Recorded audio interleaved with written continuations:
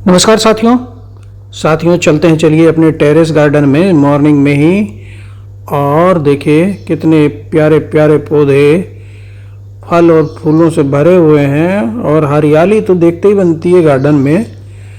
तो आज हम डेली कुछ ना कुछ करते रहते हैं, कभी प्रोपेगेशन, कभी प्रूनिंग, कभी कटिंग, कभी हमारा जो रिपोर्टिंग।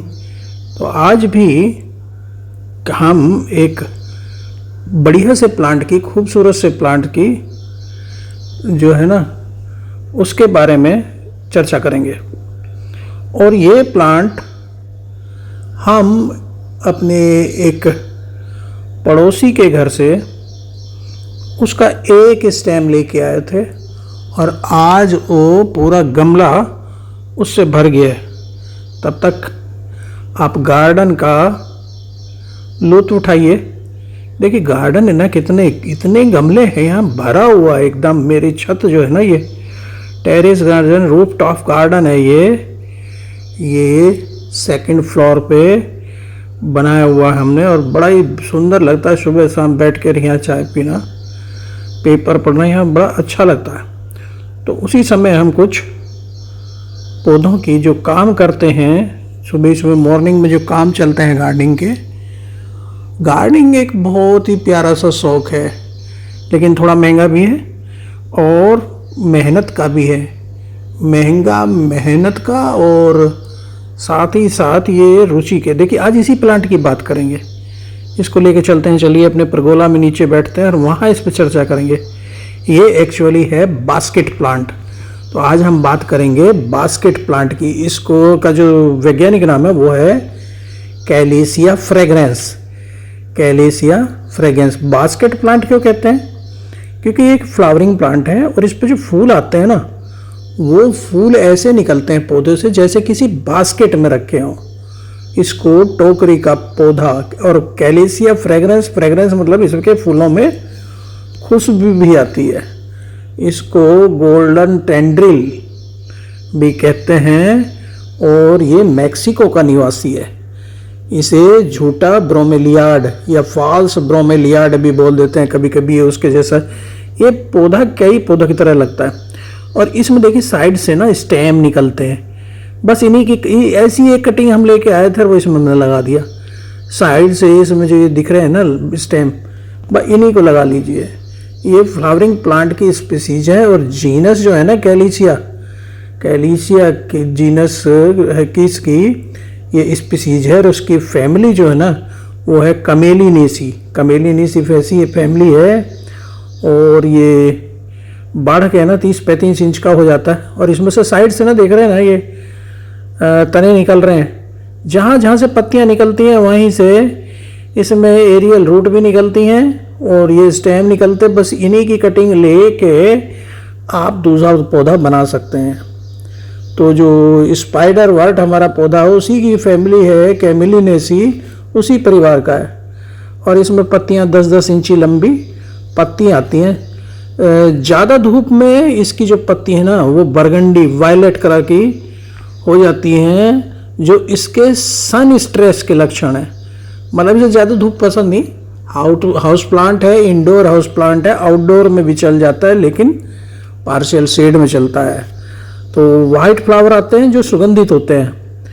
और इंडोर ऑर्नामेंटल प्लांट है। हालांकि ये आउटडोर में भी गर्म जलवायु में, गर्म और नम जलवायु में, फर्टाइल सॉइल में बहुत ही अच्छा चल जाता है। पार्शली शेडिड एरिया इसे पसंद है।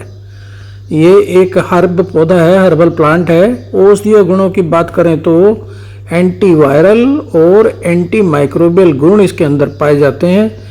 ये बहुत सारी इसकी डिजीज होती है ना, और जल जाए, बर्न वाली कंडीशन हो, तो जॉइंट डिसऑर्डर में, उनमें भी इसका काम आता है ये। तो इसकी औषधीय वैल्यू भी है, और खुशबूदार फूल आते हैं। एक कॉमन हाउस प्लांट है, छोटे छोटे सफ़ेद फूल आते हैं। और पानी की बात करें तो 5-6 इंच के पोट में ये अच्छा चल जाता है, बहुत बड़े पोट की ज़रूरत नहीं रहती। और 5-6 इंच के पोट में इसको लगाना चाहिए। अगर घर में इंडोर इनडायरेक्ट लाइट में हमने रखा है तो 8-9 दिन में 1 कप पानी इसमें पर्याप्त रहता है। आउटडोर में हमें मिट्टी को नम रखना है। इसके फूल ऐसे लगते हैं जैसे किसी बास्केट में रखे हों, इसीलिए इसे बास्केट प्लांट के नाम से नवाजा गया है। अगर इसकी पत्तियां ब्राउन होने लगे ना तो समझ लेना ओवर वाटरिंग या अंडर वाटरिंग की प्रॉब्लम है। और अगर पीली पड़ने लगे तो जड़ों को सांस लेने के लिए इसकी जड़ों को जो ना सांस लेने के लिए हवा चाहिए, तो इसको हवा नहीं मिल रही है तो ब्राउन से पत्तियां पीली पड़ जाती हैं। और इसकी खूबी यही है, जो ये सकार से ये जो इसके तने निकल रहे हैं साइडों से, पत्ती जहाँ से निकलती है वहीं से तना निकलता है, तो उन्हीं को आप कटिंग ले लीजिए और लगा दीजिए। और ये नियमित इसको पानी देना है। मॉइस्ट सॉइल चाहिए, लेकिन सॉइल सॉगी नहीं होनी चाहिए, जल भराव नहीं होना चाहिए। कटिंग मिट्टी में लगाकर पानी दे दीजिए, 1 माह में पौधा तैयार हो जाता है। और इसका महत्वपूर्ण रहस्य इसका यही है कि अधिक प्रकाश में इसकी पत्तियां बैंगनी हो जाती है, इसलिए आंशिक सूर्य इसको पसंद है। और बैंगनी अगर पत्ती होगी तो समझ लीजिए तो ये पौधा ना स्ट्रेस में है, ये सन स्ट्रेस में है। फर्टाइल सैंडी लोम सॉइल इसके लिए बढ़िया है। मिट्टी नम पानी कम वाली टेक्निक हमें अपनानी होगी। ये कभी कभी ड्रेसिना जैसे भी लगता है, जैसे ड्रेसिना प्लांट होता है ना उसके जैसे भी लगता है। और तेज़ रोशनी में बैंगनी होने के साथ पत्तियां लेट भी जाती हैं और तब ये ब्रोमेलियाड क्लस्टर का रूप ले लेती हैं, तो इसीलिए इसको फॉल्स ब्रोमेलियाड कहने लगते हैं कभी कभी। इसके रेंगने वाले तने आसानी से जड़ें जमा लेते हैं, बस खाली पत्ती इसके जो ये रेंग रहे हैं साइड से जो निकल रहे हैं ना, तो ये बस मिट्टी से छू जाए। इसी कारण से इसे इंच प्लांट भी कहते हैं। कभी कभी इसके जो ये तने हैं बाहर निकलने की इसकी जो प्रवृत्ति है तनों की, उसके कारण जैसे ऑक्टोपस नहीं होता उससे साइड से निकलते हैं, तो इसे कभी कभी ऑक्टोपस का पौधा भी कहा जाता है। ऑक्टोपस पौधा क्योंकि साइड से इसमें तने निकलते रहते हैं और इन तनों की लंबाई भी कभी कभी 30-35 इंच हो जाती है। तनों पर पत्तियों के गुच्छे बन जाते हैं और हवाई जड़ें भी, एरियल रूट्स भी इसमें विकसित हो जाती हैं। और जहाँ पत्तियाँ तने से जुड़ती हैं, इनसे एक नया पौधा तैयार किया जा सकता है। तो सर्दियाँ ये डोरमेंसी वाला पीरियड होता है इसका। इसे 3-4 घंटे सीधी धूप और उज्ज्वल अप्रत्यक्ष रोशनी चाहिए, इनडायरेक्ट ब्राइट सनलाइट इसको चाहिए।